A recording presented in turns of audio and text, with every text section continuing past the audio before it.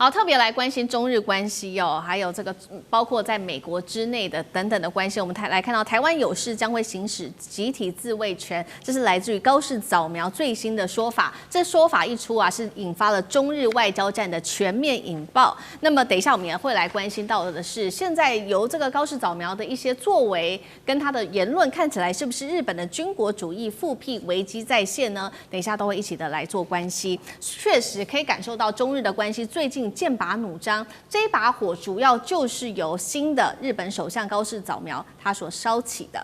7號的時候，他在回答質詢時是這樣說的：如果台灣有事，伴隨對方使用武力的情況之下，是有可能構成日本能夠行使集體自衛權的存亡危機的事態的。這話一出啊，成為被視為是首位對台海有事明確表態的日本的現任首相，立刻引發了北京的怒火。北京怎麼做回復？我們要看到2位。首先，這一位是中國駐大阪的總領事薛健是這樣說的：他說，那一種擅自闖入的骯髒頭顱就應該毫不猶豫的斬掉。這話說得很強硬哦。另外一位是大陸的外交部發言人林健，他說，日本領導人公然發表這種涉台錯誤的言論，粗暴干涉中國內政，已經向日方提出了嚴正的交涉、強烈的抗議，敦促日方立即停止挑衅的行為，並且他在接受記者会，在记者問到有關於高市的事情的時候，他還說，問這個高市說，你到底是想要台獨勢力向他們發出何種訊號？是要挑戰中方的核心利益，阻撓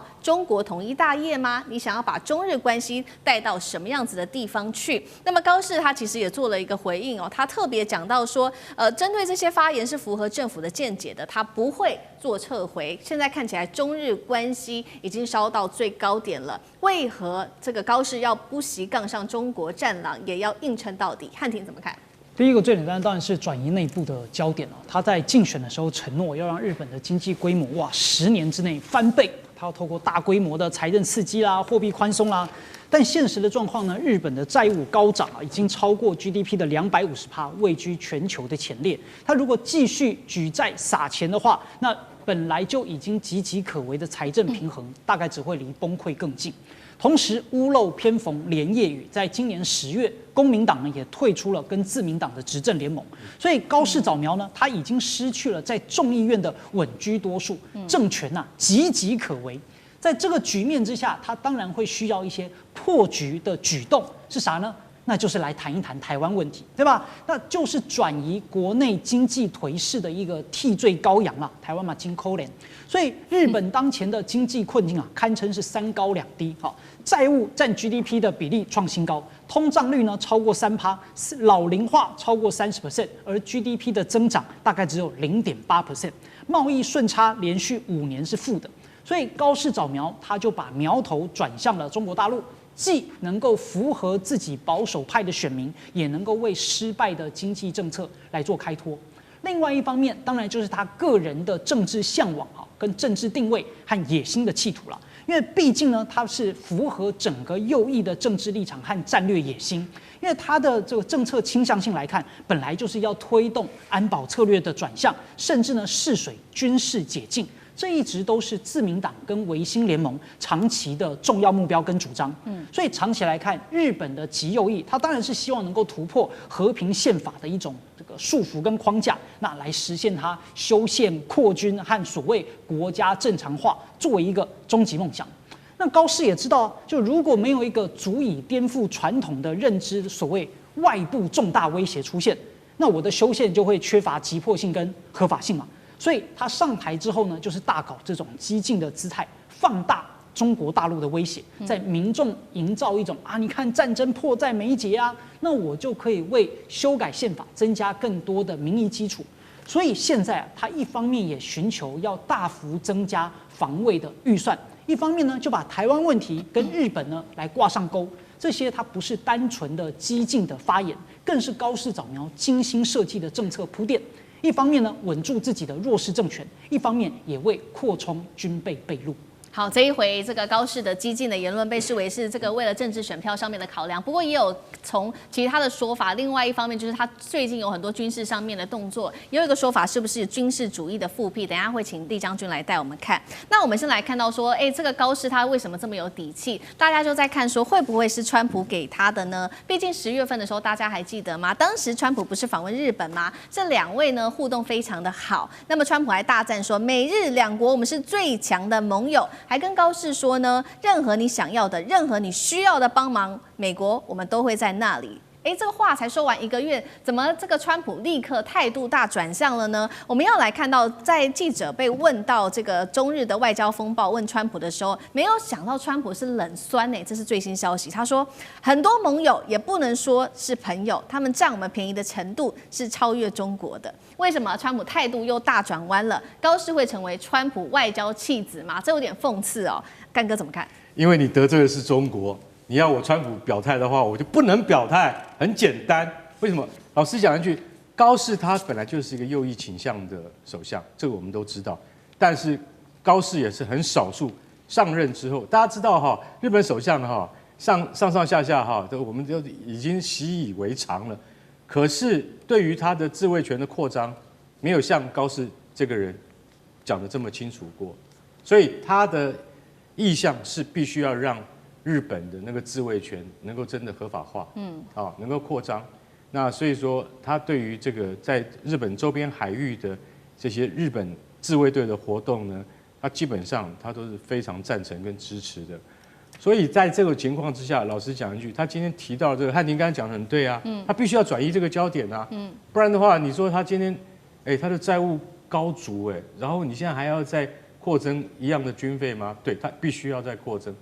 你知道 F-35已經訂到了60架了，然後已經到貨35架了，然後韓國呢也跟他差不多，所以你就曉得說，日本他現在對，然後日本還要造更大的神盾艦，所以在這種情況底下，他必須要有一個合理的一個理由，那讓他能夠去遂行這些東西。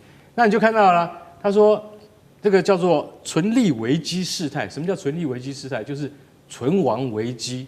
如果說我們今天遭遇到存亡危機的話，有可能構成日本他必須因為事態嚴重，行使集體自衛權。行使集體自衛權就是說，台灣有事就是我們有事。那你這樣子嚴重侵犯了中國的主權。所以為什麼薛健，也就是駐大阪總領事，他講了這句話之後，整個中國外交部沒有講一句，沒有評論，也沒有安撫日本。照理講，你應該說我們的外交官可能失言了，沒有。那大家就可以想象得到，這個話不是薛健自己講出來的，是被同意講出來的。也就是說，我不能用外交部的立場來講啊，那還得了？那不是兩國不就陷入谷底嗎？對，那所以應該要由官員來講。講這個話之後，他沒有召回，那個就是說他沒有對於自己的內部沒有任何的處罰或者是告誡。那日本說，那這個人應該驅逐出境。日本你也不敢，你敢把薛健驅逐出境嗎？你也不敢這樣做。為什麼？那就真的要跟中國官方對抗。高市早苗沒有那麼蠢。那現在再來講到川普上個月才在橫須賀港跟高市早苗一起在航空母艦上面對於水兵講話，就說高市早苗真的非常了不起啊，成為第一任的女首相啊。我跟你講，我們兩個共同朋友誰呀？安倍晉三。你看，安倍晉三5年前到美國去的時候，我也款待他，然後他也款待我到日本來，所以我們兩個共同朋友就是安倍晉三。所以高市早苗一聽就說好，我馬上送安倍晉三的球桿給你啊！哇，川普就覺得說，你真是很會做人。那好，可是才1個月前，兩個人如膠似漆，因為大家知道高市早苗的英文非常流利，不需要翻譯的，所以這造成他跟川普之間的溝通其實是很順暢。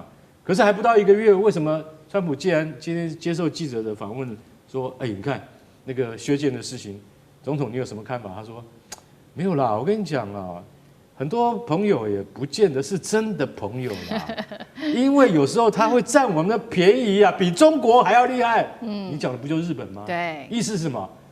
對於這一件外交風波，也就是薛健所講的話，所引發的外交風波，川普不想管，對，他不想涉入這樣子的風波裡面。大家就可以看到，他是一個商人呢。有利的時候他會進來，沒有利益的時候他就四兩撥千斤，他就轉頭就走掉。所以接下來高市早苗有那麼好過嗎？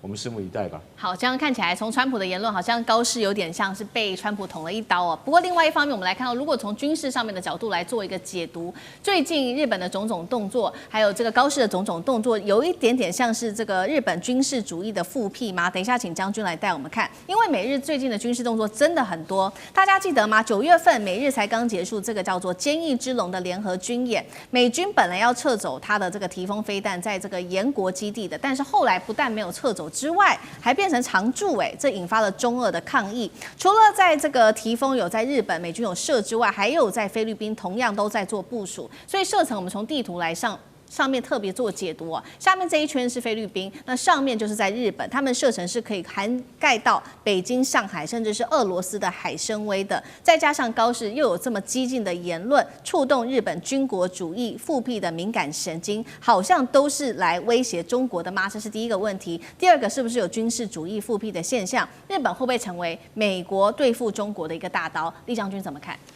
第一個我先解讀一下哈，這個高市早苗講那句話，因為我們聽的都是一些外交辭令哈，那我想說我用軍語來做大白話的軍語大白話說明。